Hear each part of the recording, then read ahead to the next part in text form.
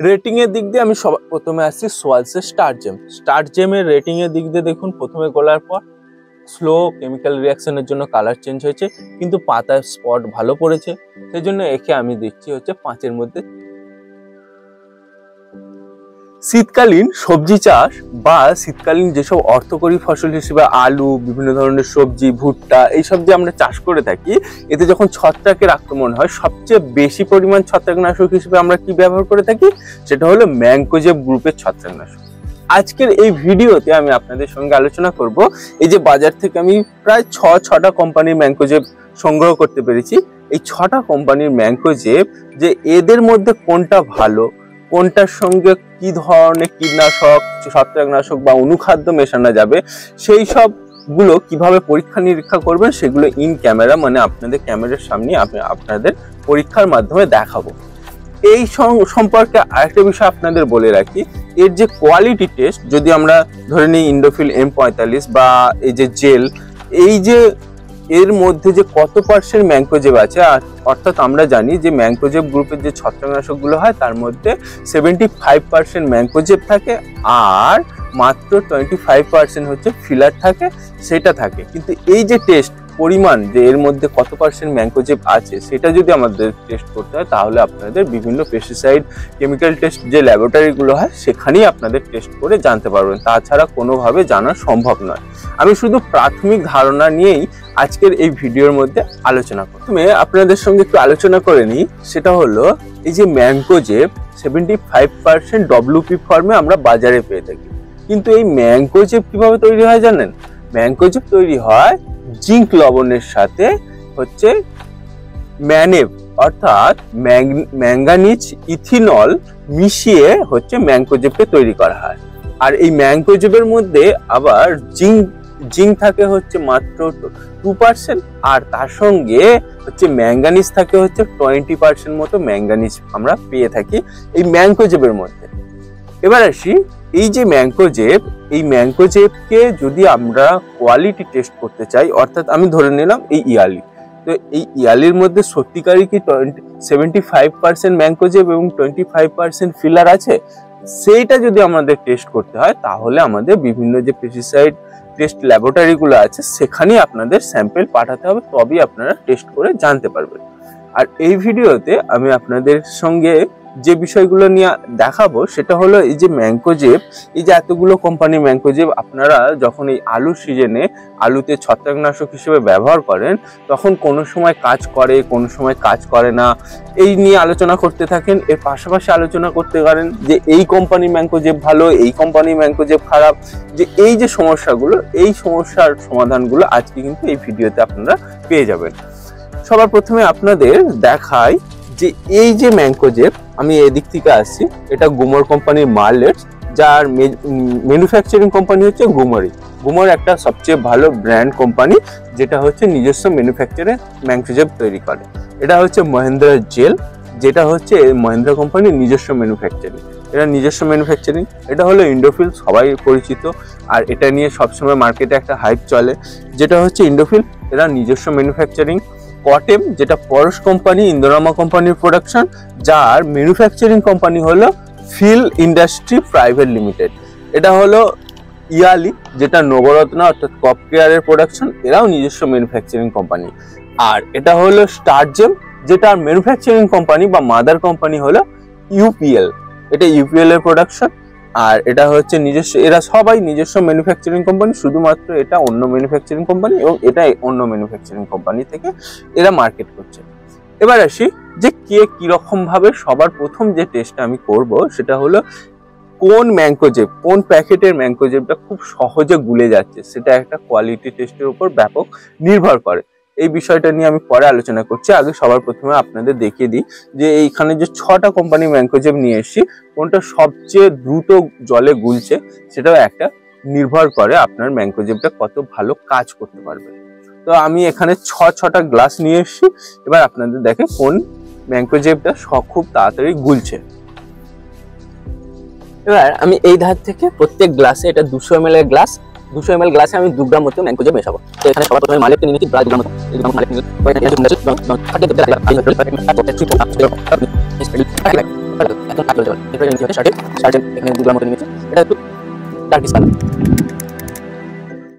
এবার পাউডারের দিক দিয়ে দেখতে গেলে দেখুন গ্লাসে অল্প পরিমাণ জল ছিল, কিন্তু এটা একটু ভেজা টাইপের পাউডার, এটা একটু হালকা টাইপের পাউডার, এটাও একটু ভেজা টাইপের পাউডার, এটাও একটু ভেজা টাইপের পাউডার, এটা একটু হালকা টাইপের পাউডার, এটাও একটু হালকা টাইপের পাউডার। তো এখানে পাউডারের দিক দিয়ে দেখতে গেলে সবচেয়ে বেশি হালকা টাইপের পাউডার এটা, এবং তারপরে যেটা দেখতে পাচ্ছি এটা জেল, এটাও। তার তুলনায় কিন্তু ইন্ডোফিল একটু ভেজা টাইপের পাউডারটা আছে। এবার আমি এতে সব 200 ml করে জল ভরে দিচ্ছি, তাহলে বুঝতে পারবো যে কোনটা খুব তাড়াতাড়ি জলে গলে।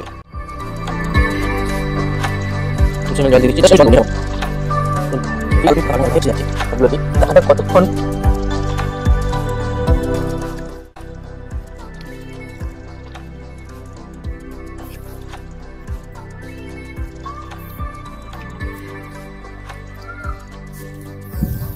এবার বলি, এই যে মার্লেট দেখুন জল দেওয়ার পর প্রায় সবগুলোর মধ্যে কিন্তু দেখতে পাচ্ছি ইয়ালি সবচেয়ে প্রথম জলে গুলে গেছে, জল ঢালার সাথে সাথে। তারপরে কটেম গুলেছে, তারপরে হচ্ছে মার্লেটস গুলেছে, তারপরে জেল গুলেছে, ইন্ডোফিল এখনো কিন্তু ভেসে রয়েছে, এবং স্টার জেমও কিন্তু ভেসে রয়েছে।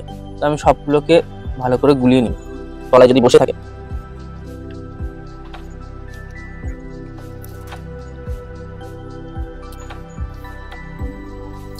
আরেকটা জিনিস আপনারা ভালো করে লক্ষ্য করুন, প্রত্যেকটা গ্লাসে মার্লেট দেখুন একদম পরিষ্কার ভাবে গুলে গেছে, উপরে কোনো তেল ভাসা বা কোনো কিছু নেই।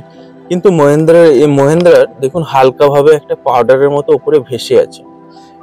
ইন্ডোফিলও সেম ভাবে ভেসে আছে।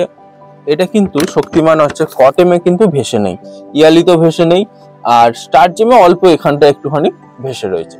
হ্যাঁ, যে টেস্টটা আপনাদের করে দেখাবো সেটা হলো গাছের পাতায় কিরকম ভাবে স্প্রেড করে বা কতটা কভারেজ দেয়, তার ভালো দিক এবং খারাপ দিক, এই দুটো দিক নিয়ে আলোচনা করব। আলু গাছের পাতার মতো এখানে একটা ফুল গাছের আমি পাতা নিয়ে নিয়েছি। তো প্রত্যেক গ্লাসে আমি ডুবিয়ে জাস্ট আমি নিচে রেখে দিচ্ছি। কিছুক্ষণ পর আমি ডুবিয়ে নিচ্ছি। এবার বলি, ম্যাঙ্কোজেব যেহেতু WP ফর্মে আমরা বাজারে পেয়ে থাকি, ওয়েটেবল পাউডার ফর্ম, মানে যেটা খুব সহজে জলে গুলে যায় এবং পাতার চারিদিকে একটা কভার সৃষ্টি করে। যেহেতু ম্যাঙ্কোজেব হচ্ছে স্পর্শজনিত একটা ছত্রাকনাশক এবং ব্যান্ড স্পেকট্রাম একটা ছত্রাকনাশক, যেহেতু সম্পূর্ণ দিক দিয়ে বহু দিক দিয়ে স্পর্শজনিত ভাবে ছত্রাকদের বিরুদ্ধে প্রতিরোধ ক্ষমতা গড়ে তুলতে পারে, যেহেতু তাই এই ম্যাঙ্কোজেব কি হয়, গাছের পাতার রসের ভেতরে মানে শরীরের ভেতরে প্রবেশ করে না, পাতার উপরে একটা লেয়ার তৈরি করে। এই যে আমি কয়েকক্ষণ আগে এই যে একটা উপরে দেখতে পাচ্ছেন লেয়ার তৈরি করে দিয়েছে, একটা স্তর পড়ে গেছে, দেখতে পাচ্ছেন এই যে স্তর পড়েছে, এই যে স্তর পড়েছে, এই যে স্তর পড়েছে, এই যে একটা স্তর পড়ে গেছে। তো এই অনুযায়ী দেখা যাচ্ছে যে মার্লেট একদম যে স্তরটা পড়েছে খুব একটা ভালো বোঝা যাচ্ছে না। সেই তুলনায় এই যে ইন্ডোফিল এই জেল, মহেন্দ্রার জেল দেখুন এখনো জলটা জমে রয়েছে, কিন্তু স্তরটা দেখুন কোণের দিকে বেশি চলে যাচ্ছে। ইন্ডোফিল সেম স্তর, একটু মোটা স্তর, দেখুন এই পাতার তুলনায় এই পাতা কিন্তু একটু বেশি সাদা ভাব আসছে। এই এখানে কটেম আছে, কটেম পুরোপুরি ভাবে স্তর তৈরি করেছে এবং ধারের দিকে জমা হচ্ছে। ইয়ালি দেখুন বেশি পরিমাণে এতে পড়েছে, সেই জন্য ধরেছে বেশি পরিমাণে এবং চারিদিকে ছড়িয়ে পড়ে রয়েছে, একবারে কোণের দিকে জড়ো হয়েছে বেশি পরিমাণে, যেহেতু পাতাটা একটু মোটা এবং আটকে গেছে। তারপরে হচ্ছে স্টার জেম, দেখুন সম্পূর্ণভাবে পরিষ্কারভাবে কিন্তু গোটাটা ছাড়িয়ে কভার করে যেখানে জল লেগেছে সেখানে আটকে গেছে। তো এর ভালো দিক এবং খারাপ দিক কি বলে দিই। এই যে ম্যাঙ্কোজেব যদি বেশি পরিমাণ আপনারা প্রয়োগ করে থাকেন, জলে গুলে হয়তো যে ডোজ তার চেয়েও বেশি পরিমাণ প্রয়োগ করেন, তাহলে কি হবে, এই যে গাছের পাতাটা দেখুন ওভার স্তর হচ্ছে, যখন সূর্যের আলো পড়বে তখন গাছ কম লাইট পাবে, খাবার তৈরি কম হবে। আরেক দিক দিয়ে যেহেতু বেশি পরিমাণ একটা কভার তৈরি করছে, তাই এর কিন্তু বেশি পরিমাণ কিন্তু আপনার মানে কি বলে ছত্রাকের বিরুদ্ধে কিন্তু সুরক্ষা বেশি দিয়ে থাকবে। এই একটা বিষয় আপনাদের ভেবে দেখা উচিত, বা আপনারা ভালো করে এই জিনিসটা বুঝে নিন যে বেশি পরিমাণ কভার করছে মানে সূর্যালোক কিন্তু কম গাছের পাতায় প্রবেশ করবে, যার ফলে খাবার তৈরি কম হবে।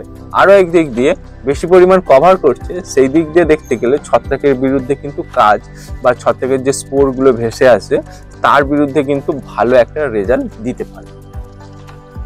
এবার আসি সবচেয়ে গুরুত্বপূর্ণ বিষয়, যেটা দেখলে আপনারা হয়তো চমকেও যেতে পারেন। সেটা হলো যে এই যে ম্যাঙ্কোজেব, এই ম্যাঙ্কোজেব আমি আপনাদের সামনে গুললাম, কিন্তু এই ভিডিওটা করার জন্য আমি সকালের দিকে প্রায় 9টার সময় প্রত্যেকটা ম্যাঙ্কোজেবের প্যাকেট থেকে 2 গ্রাম 200 ml জলের মধ্যে আমি গুলে রেখেছিলাম।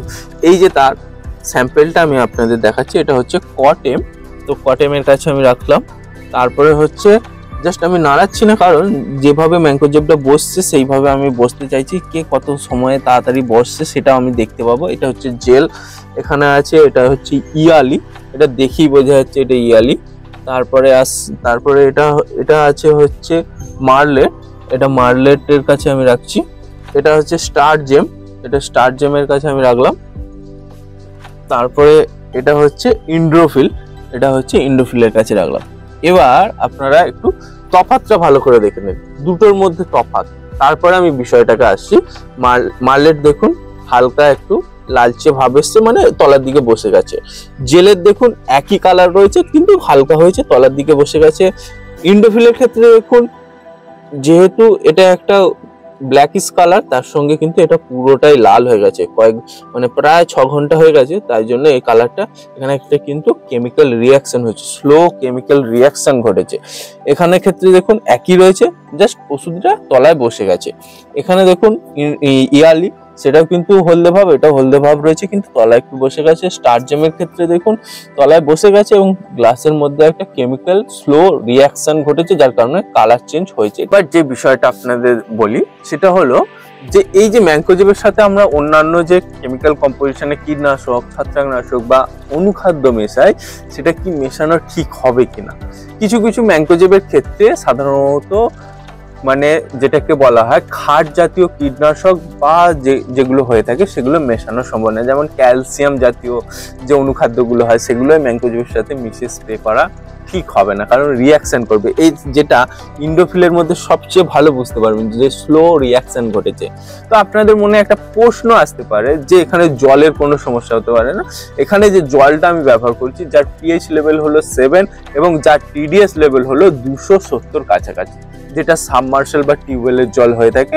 তো এই সব জল একই টিডিএস এবং পিএইচ লেভেল, সেই জন্যই আপনারা ভালো সমস্যাটা বুঝতে পারবেন।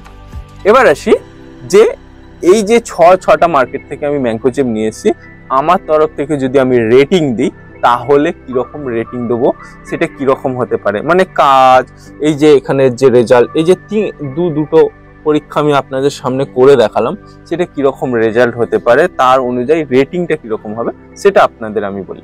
রেটিং এর দিক দিয়ে আমি প্রথমে আসছি সোয়ালসের স্টার জেমের রেটিং এর দিক দিয়ে দেখুন, প্রথমে গলার পর স্লো কেমিক্যাল রিয়াকশনের জন্য কালার চেঞ্জ হয়েছে, কিন্তু পাতার স্পট ভালো পড়েছে, সেই জন্য একে আমি দিচ্ছি হচ্ছে 5-এর মধ্যে 3টে স্টার। এরপরে আসি ইয়ালিতে দেখুন কালার চেঞ্জ খুব একটা হয় না, মানে হয়নি বললে চলে, কিন্তু আস্তে আস্তে ওষুধটা অনেকটা কম বসেছে অন্য তুলনায়, তাই একে আমি 3.5টে স্টার দিচ্ছি এবং পাতায় ভালো রকম একটা স্তর তৈরি করেছে। তারপরে আসছি হচ্ছে কটেম দেখুন এক হচ্ছে হালকা বসেছে, বোঝা যাচ্ছে উপরের জলটা একটু পাতলা হয়ে গেছে, তার সঙ্গে পাতার প্রোটেকশনটাও ভালো দিয়েছে, তার জন্য একে দিচ্ছি 3.5টে স্টার। এবার আসি ইন্ডোফিল, যেহেতু কেমিক্যাল রিয়াকশন ঘটেছে, স্লো কেমিক্যাল রিয়াকশন ঘটেছে, দেখে একটা কালার চেঞ্জ হয়েছে মানে কেমিক্যাল রিয়াকশন ঘটেছে, তার মানে এর সঙ্গে অন্যান্য খাদ্যমূল্য মেশালে একটু পরিবর্তন হতে পারে, এবং পাতার উপরে একটা ব্যাপক বড় ধরনের কভার তৈরি করেছে, সেই জন্য একে আমি দিচ্ছি হচ্ছে 3টে স্টার। এটা 3টে স্টার দিচ্ছি। কভারের দিক দিয়ে যদি দেখতে যাই, তা প্রোটেকশনের দিক দিয়ে 3টে স্টার দিয়েছি। তারপরে আসছি জেল, যেখানে আমি দেখতে পাচ্ছি কালার একই রয়েছে এবং তার সঙ্গে পাতার কভারেজ ভালো দিয়েছে, তার জন্য একে দিচ্ছি হচ্ছে 3.5টে স্টার। আর যেখানে মার্লেটের দেখুন জল গুলে আছে, তলার দিকে বসে গেছে ঠিকই, পাতার কভারেজ খুব ভালো দিয়েছে, তার জন্য একে দিচ্ছি হচ্ছে 4টে স্টার।